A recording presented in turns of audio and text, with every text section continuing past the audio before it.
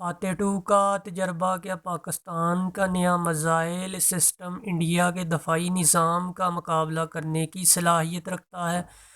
27 دسمبر 2023 کو پاکستان نے بیک وقت کئی میزائل داغنے کی صلاحیت رکھنے والے فاتح 2 راکٹ کا کامیاب تجربہ کیا۔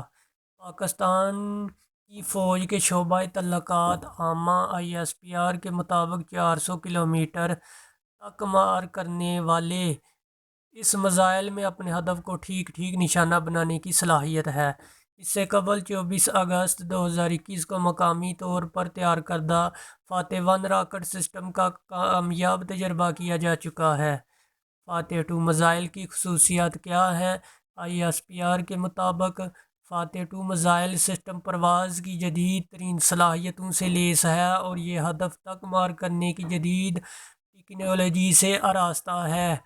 ISPR کے جاری کردہ بیان کے مطابق فاتح 2 اس لحاظ سے منفرد میزائل ہے کہ یہ اپنے ہدف پر یعنی بہتر انداز میں نشانہ لگانے کی ٹیکنالوجی کا حامل ہے۔ اس کے مطابق سیٹلائٹ سے منسلک اس میزائل کی فضا میں پرواز کی صلاحیت نے اسے مزید میسر بنا دیا۔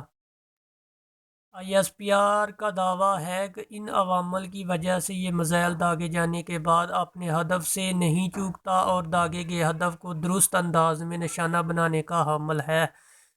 فوجی اسلحہ اور ساز و سامان کے بعض ماہرین فاتح 2 فلائٹ ٹریجکٹری وہیکل قرار دیتے ہیں، جس کا ایک مطلب یہ ہے کہ اسے رڈار پر نہیں دیکھا جا سکتا۔ دفاعی امور کے ماہر بریگیڈیئر سعد محمد نے BBC سے گفتگو کرتے ہوئے کہا کہ فاتح 2 فلائٹ وہیکل ہے جسے رڈار پر دیکھنے اور تباہ کرنا زیادہ مشکل ہے۔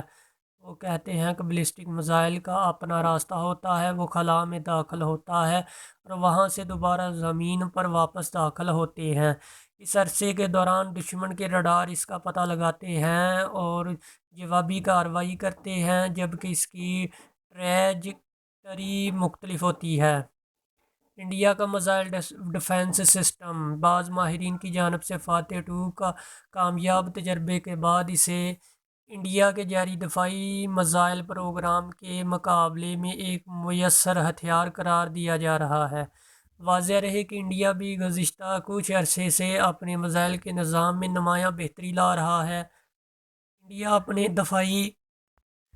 دفاعی نظام میں طویل فاصلے تک مار کرنے والے S-400 ٹرائمف کے علاوہ مقامی طور پر تیار کردہ اور کم فاصلے پر مار کرنے والا سمر اور DRDO کے تیار کردہ میزائل بھی شامل کر چکا ہے، جو انتہائی کم فاصلے پر موجود اہداف کو نشانہ بنانے کی صلاحیت رکھتے ہیں۔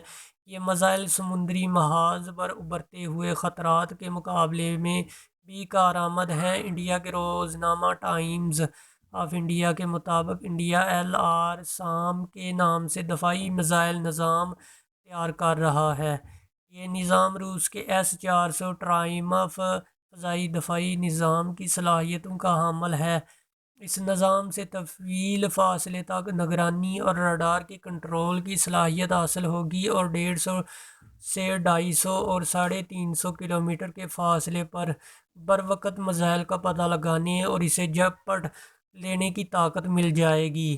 انڈیا اپنے دفاعی نظام میں میزائل ٹیکنالوجی کو استعمال کر کے اپنی فوجی، جوہری تنصیبات اور بڑے شہروں کو بچانے کی حکمت عملی پر کام کر رہا ہے۔ انڈیا کے ایک عرصے سے اسرائیل سے Iron Dome missile defence system حاصل کرنے کا خواہاں رہا۔ جولائی 2013 میں اخبار ٹائمز آف اسرائیل نے خبر دی تھی کہ اسرائیل نے آئرن ڈوم کی خریداری میں انڈیا کی دلچسپی کے حوالے سے بات چیت بحال کرنے میں آمادگی ظاہر کی ہے، کیونکہ اسرائیل اس نظام سمیت ٹیکنالوجی انڈیا کو دینے کے لیے آمادہ ہو گیا۔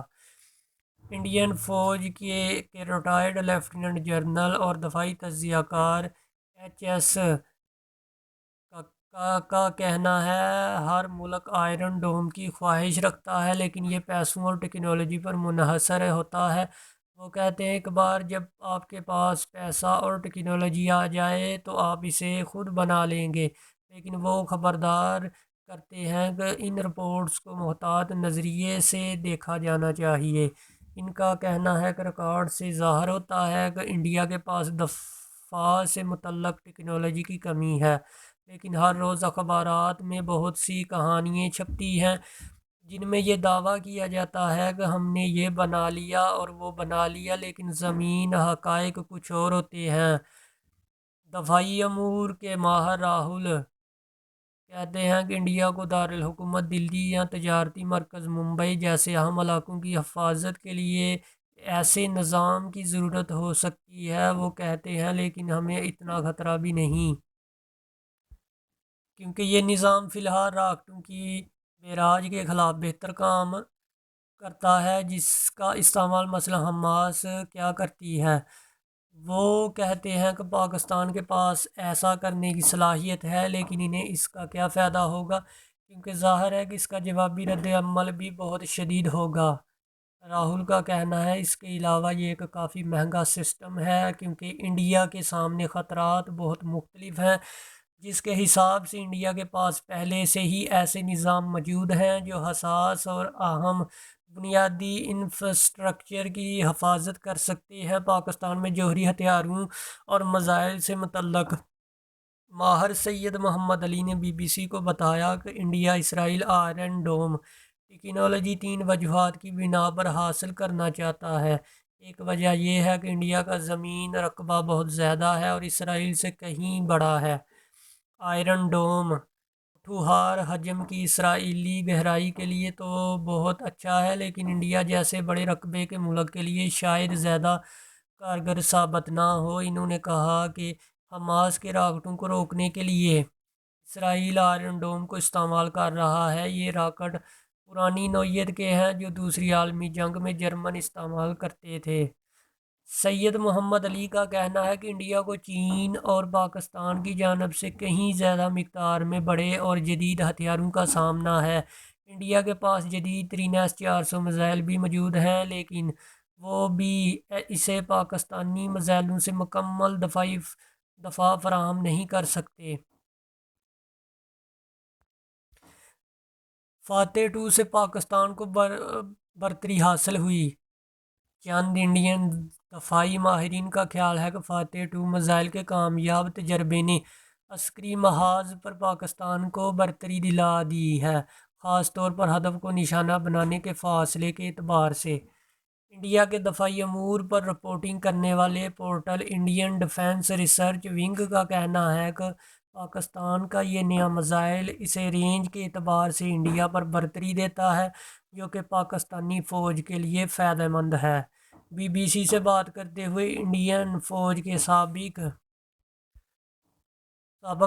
بریگیڈیئر اور توپ خانے کے ماہر راہل کا کہنا تھا کہ قابلیت کے اعتبار سے یہ پیش رفت اہم ہے۔ انہوں نے نشاندہی کی کہ فاتح 2 انڈیا کے پیناکا نامی ملٹی بیرل راکٹ لانچر سے ملتا جلتا ہے، جو کہ پاکستان کی توپ خانے کی صلاحیتوں میں اضافہ کرے گا۔